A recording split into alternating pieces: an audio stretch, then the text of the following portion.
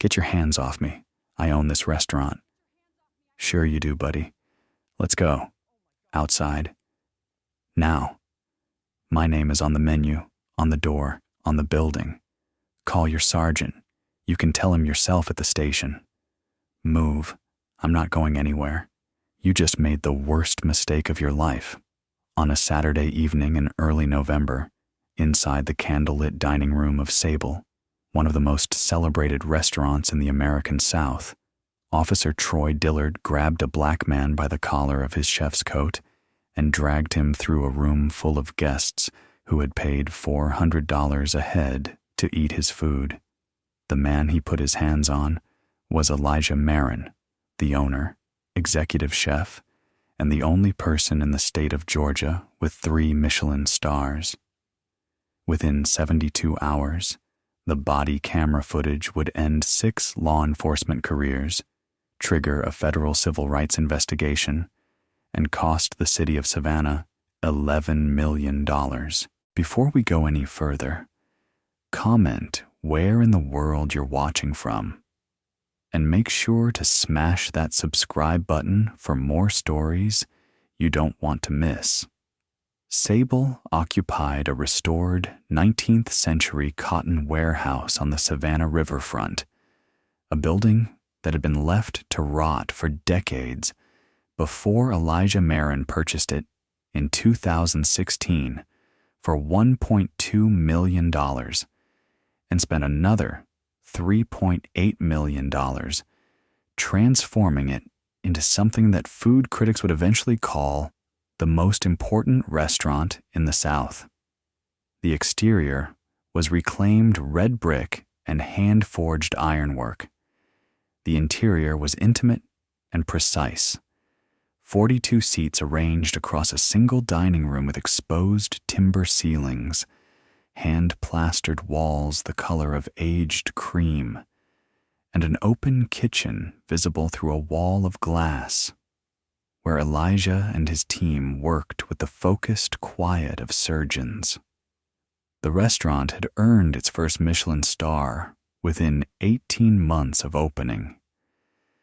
The second came a year later. The third, awarded just 4 months before the incident, had made Elijah Marin the first black chef in the history of the American South to hold 3 stars and only the 4th black chef in the country to reach that distinction. The announcement had been covered by the New York Times, the Washington Post, Bon Appetit, and every major food publication in the world. His photograph had been on the cover of Food and Wine magazine 2 months earlier. His name was not obscure. It was, within his industry, legendary. Elijah was 43 years old. He had grown up in Yamacraw Village, one of Savannah's oldest public housing developments, raised by his grandmother after his mother passed when he was 7. His grandmother cooked for the neighborhood. Not professionally, not for money, but because that was what she did. She fed people. Elijah spent his childhood standing on a step stool beside her stove, learning by watching, absorbing the rhythms of food preparation the way other children absorbed language. By the time he was 14, he was cooking dinner for the household every night. By 16, he had talked his way into a dishwashing job at a downtown restaurant, and within a year had been moved to prep, then to the line, then to a position that the head chef created specifically for him because he had never seen a teenager who understood flavor the way Elijah did. He left Savannah at 19 with $600 and a bus ticket to New York, spent 3 years working 16-hour days in kitchens that paid almost nothing and demanded everything, earned a scholarship to the Culinary Institute of America, graduated first in his class, and then spent a decade working through the finest kitchens in Europe: Paris, Lyon, Copenhagen, San Sebastian. He cooked under chefs whose names appeared in textbooks. He learned techniques that most American chefs would never encounter. And then, at 37, he came home. He came back to Savannah because the food that mattered most to him had always been here. The flavors of his grandmother's kitchen, the traditions of the Low Country, the ingredients that grew in the salt marshes and tidal creeks within an hour's drive of where he'd been born. Sable was built around those flavors, elevated through the technical precision he had learned abroad, but rooted in the place that had made him. It was, by every critical and commercial measure, his masterpiece. On this particular Saturday, the restaurant was fully booked. A 42-seat dining room with a 3-month waiting list, every table occupied by guests who understood what they were experiencing.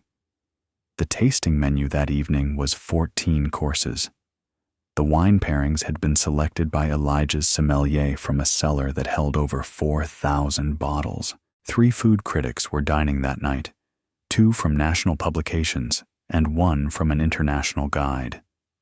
The kitchen was running at full capacity, every station manned, every plate leaving the pass with the precision that 3 Michelin stars demanded. At 8:47 p.m., Elijah stepped out of the kitchen into the dining room.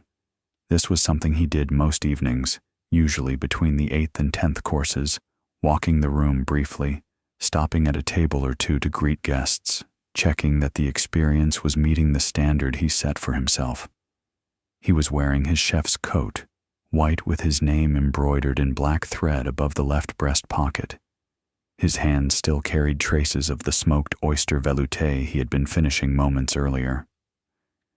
He was standing beside table 14, speaking with a couple who had flown in from Chicago specifically for this dinner, when the front door opened and Officer Troy Dillard walked in. Dillard was 34 years old and had been with the Savannah Police Department for 7 years. He had been dispatched to the restaurant following a call from a woman who reported, and this is taken directly from the dispatch log, a suspicious black male who appeared to be bothering customers at a high-end restaurant on River Street. The caller did not leave her name. She did not describe any criminal activity. She described a black man moving between tables in a restaurant, and that was enough for her to call the police. And it was enough for Officer Troy Dillard to respond. Dillard's record contained 3 prior complaints, all involving black men, all involving stops or detentions in the historic district, all reviewed by Internal Affairs and closed without action.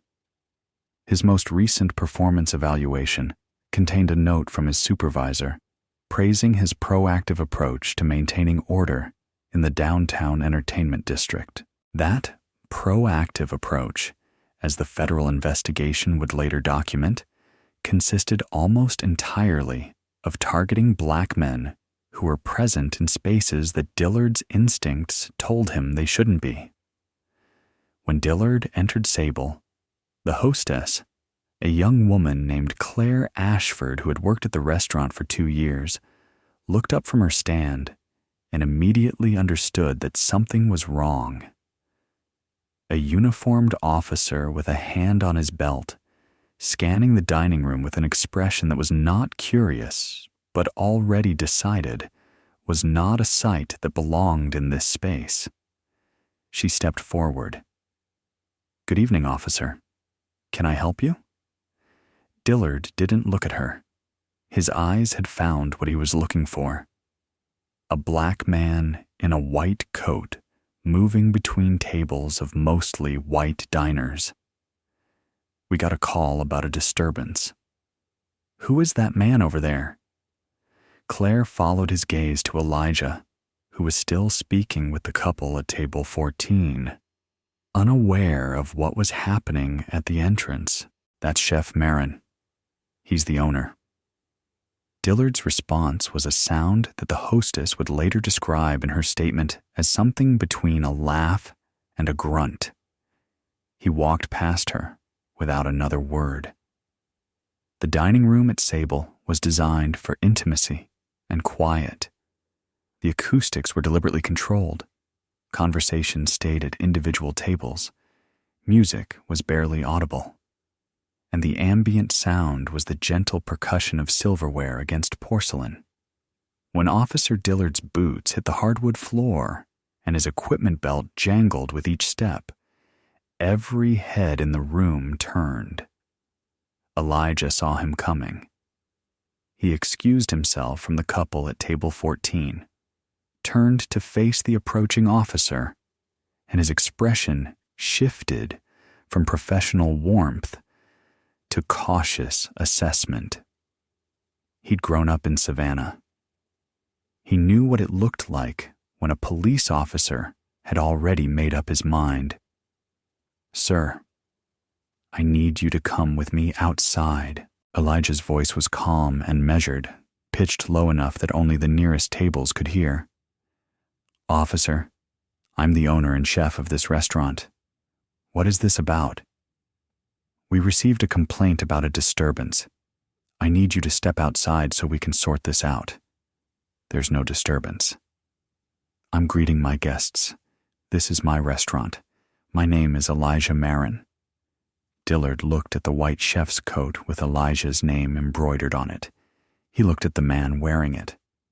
And whatever process was supposed to happen inside an officer's mind when presented with evidence that contradicts his initial assumption, it did not happen inside Troy Dillard's mind. He saw what he had already decided to see. "Sir, I'm not going to ask you again. Step outside. Now, if this happened in front of you, what would you do? Let me know in the comments." What happened next unfolded in full view of 42 guests, a full kitchen staff watching through the glass partition, 3 food critics, and Dillard's own body camera. Elijah did not step outside.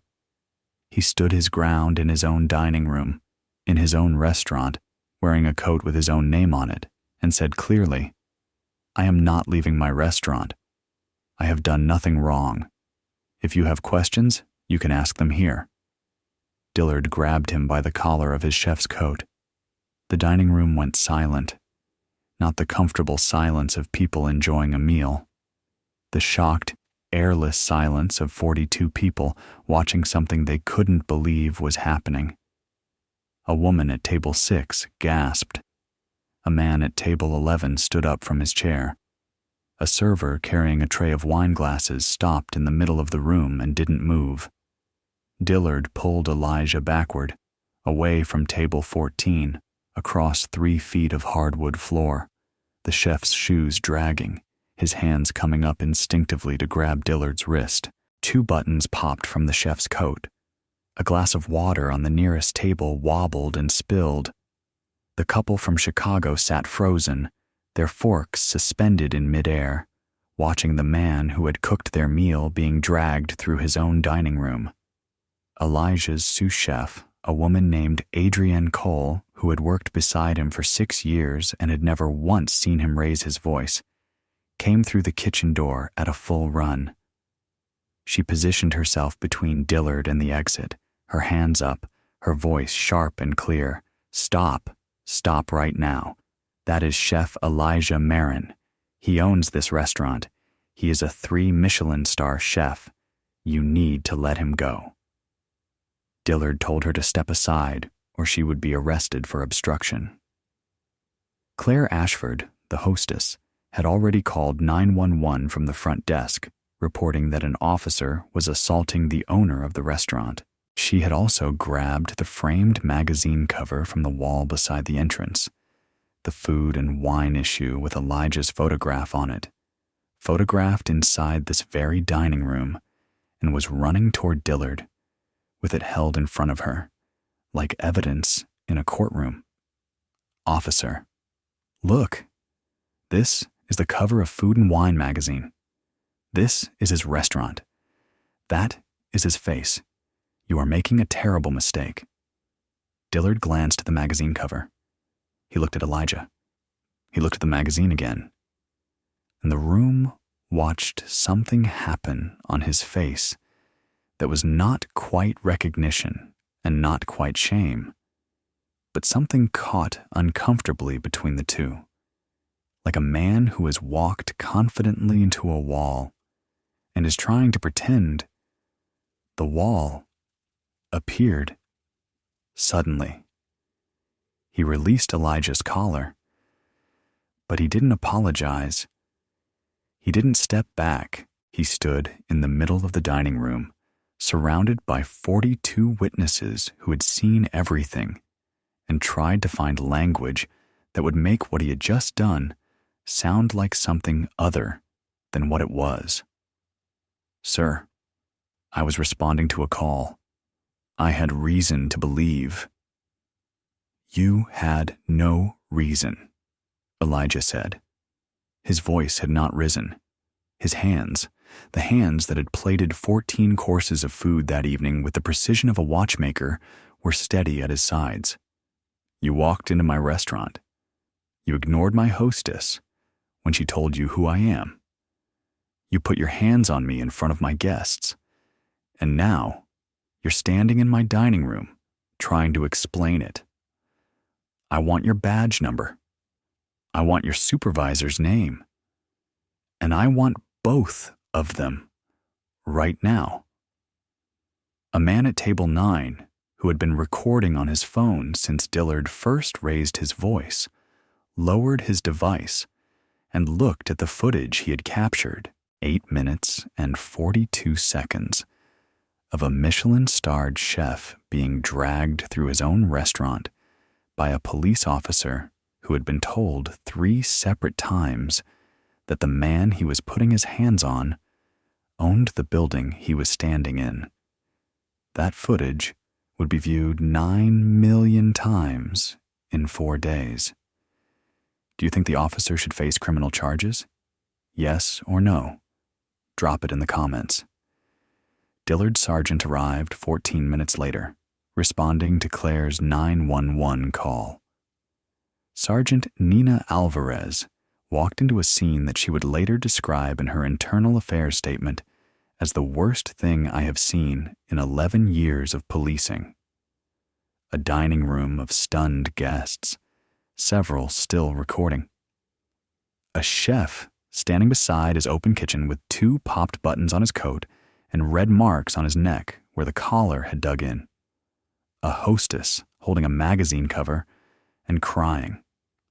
A sous chef standing with her arms crossed, refusing to move from the spot where she had positioned herself, and her officer, Troy Dillard, standing in the middle of all of it, with the look of a man who had realized that the ground beneath him had opened up and there was nothing left to stand on.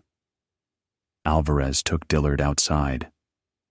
What was said between them was not captured on body camera because Alvarez, unlike Dillard, had the judgment to have that conversation away from an audience. But when she returned to the dining room 3 minutes later, she walked directly to Elijah and spoke with the kind of careful, practiced sincerity that comes from someone who understands that what she says next will be quoted in legal proceedings for years. "Chef Marin, I am deeply sorry for what happened here tonight. Officer Dillard has been relieved of duty for the evening and will be subject to a full internal affairs investigation. I understand if you wish to file a formal complaint, and I will personally ensure it is processed without delay." Elijah listened. He nodded once. Then he looked past her, at his dining room, at his guests, at the evening that had been shattered, at the 3 food critics who had witnessed the chef they came to evaluate being physically dragged across his own floor. He turned and walked back into his kitchen without saying another word, because there were still 4 courses left on the tasting menu, and Elijah Moran had never once in his career failed to finish service. He finished service that night. Every plate went out. Every course was completed. 3 hours later, after the last guest had left and the kitchen was clean, Elijah sat alone at the bar in his empty restaurant and called his attorney. The news of the incident traveled through Savannah's restaurant community before the sun came up the next morning. Chefs, sommeliers, servers, bartenders, the people who built the city's reputation as one of the great food destinations in the South, passed the story from kitchen to kitchen like a flame moving through dry grass. By Sunday afternoon, 31 restaurants in the Savannah metro area had issued a joint statement condemning the officers' actions and calling for an independent investigation. The statement was signed by every James Beard-nominated chef in the state of Georgia. It was covered by the Atlanta Journal-Constitution, the Savannah Morning News, and picked up by national outlets within hours. The 3 food critics who had been dining at Sable that evening each published accounts of what they witnessed. One of them, a writer for a major international food guide, described the moment Dillard grabbed Elijah's collar as the single most shocking thing I have seen in 20 years of reviewing restaurants. Another noted that Elijah had returned to the kitchen after the encounter and finished service without a single plate arriving late or below standard, calling it an act of professionalism that most people in any field would never be capable of under those circumstances. The body camera footage was released 5 days later, following a public records request filed by 4 separate media outlets simultaneously. The footage confirmed everything the witnesses had described and added details that made the situation measurably worse. The audio captured Dillard's dismissive tone when the hostess identified Elijah as the owner. It captured the sound of the chef's coat tearing. It captured the gasps from the dining room. And it captured something that nobody in the restaurant had been close enough to hear. Dillard, as he first grabbed Elijah's collar, muttering under his breath 4 words that the audio enhancement team isolated with perfect clarity. These people and their stories. Those 4 words changed the legal classification of the case from excessive force to a racially motivated civil rights violation. The investigation that followed moved through the Savannah Police Department like a blade. Dillard was terminated within 2 weeks. But the investigators didn't stop with him. They pulled the original dispatch call and discovered that the anonymous complaint had come from a phone registered to the wife of Officer Paul Kenner, a colleague of Dillard's who had been off duty that evening and was dining at a restaurant 2 blocks away. Kenner denied involvement. His phone records contradicted him. He was terminated on day 18. The Internal Affairs review of Dillard's 3 prior complaints revealed a familiar pattern. All 3 had been reviewed and dismissed by the same supervising lieutenant, a man named Brian Holt, using language so similar across the 3 files that an independent analyst determined with 94% confidence that the dismissals had been written from a shared template. Holt was placed on administrative leave and subsequently forced into early retirement. 3 additional officers who had been present during Dillard's prior stops and had filed no reports, witnessed no misconduct, and remembered nothing when questioned were identified through patrol logs and body camera metadata. All 3 were terminated for failure to report observed misconduct and violation of departmental conduct standards. 6 careers destroyed, 6 badges collected, 6 desks emptied. All because one officer walked into a restaurant and decided that a black man greeting guests couldn't possibly be the person who owned the building. Should the anonymous caller also face charges? What do you think? Tell me below. Elijah Marin filed a federal civil rights lawsuit 8 weeks after the incident. The complaint named Officer Troy Dillard, Officer Paul Kenner, Lieutenant Brian Holt, and the city of Savannah. The claims included 4th Amendment violations, 14th Amendment racial discrimination, assault and battery under color of law, intentional infliction of emotional distress, interference with business operations, conspiracy to violate civil rights based on the coordinated nature of the false complaint and response, and municipal liability for the department's systemic failure to address documented patterns of biased policing. The lawsuit sought $15 million in damages. The discovery phase uncovered internal department emails that made the city's position indefensible. In one exchange dated 9 months before the incident, A patrol officer had emailed Lieutenant Holt asking whether Dillard's pattern of stops in the historic district should be reviewed. Holt had responded with a single line: "He's doing good work down there. Leave it alone." That email was entered into evidence and read aloud during the settlement negotiations. The city's attorneys requested a recess immediately after it was read. When they returned, they agreed to settle.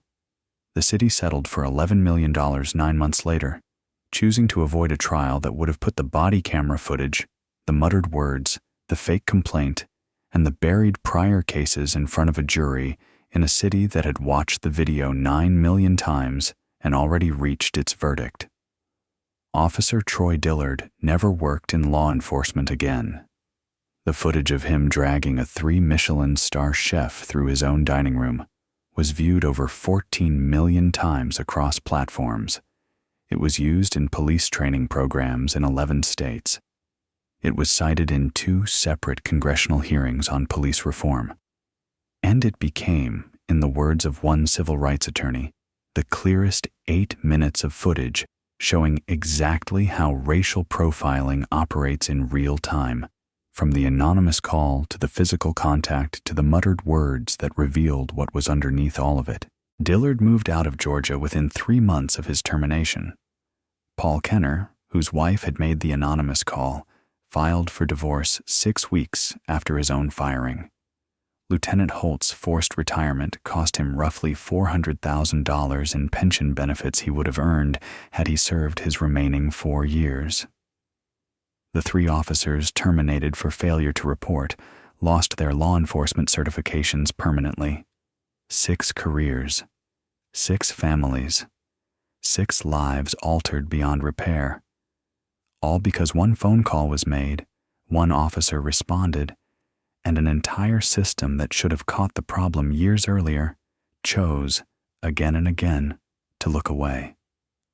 Elijah donated $2 million of the settlement to create the Marin Culinary Fellowship, providing full scholarships for young people from underserved communities in Savannah to attend culinary school. He continued to run Sable, continued to cook, continued to finish service every single night with the same discipline that had carried him from Yamacraw Village to 3 Michelin stars.